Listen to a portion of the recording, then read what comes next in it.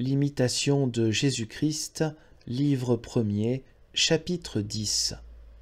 Qu'il faut éviter les discours inutiles. Évitez autant que vous pourrez le tumulte du monde, car ces discours d'affaires du siècle nuisent beaucoup, bien qu'on les tienne avec une intention simple.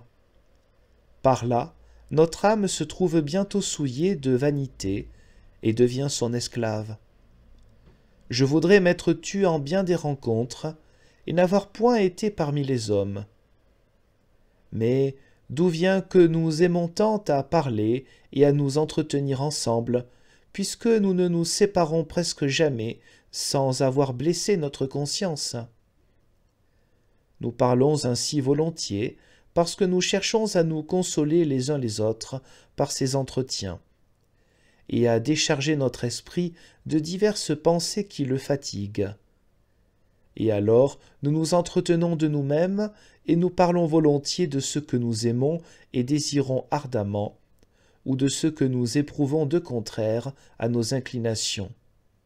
Mais, hélas, c'est pour l'ordinaire inutilement et bien en vain, car ces consolations extérieures nous font beaucoup perdre de celles que Dieu nous fait sentir au-dedans de nous.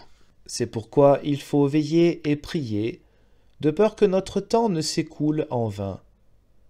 S'il vous est permis et avantageux de parler, parlez de choses qui servent à votre édification. La mauvaise habitude et la négligence à nous avancer dans la piété nous empêchent beaucoup de veiller à la garde de notre langue. Toutefois, une pieuse conférence sur des choses spirituelles peut fort bien servir à notre avancement dans la spiritualité, lors principalement qu'elle se fait entre des personnes qui, n'ayant qu'un même cœur et un même esprit, se réunissent en Dieu.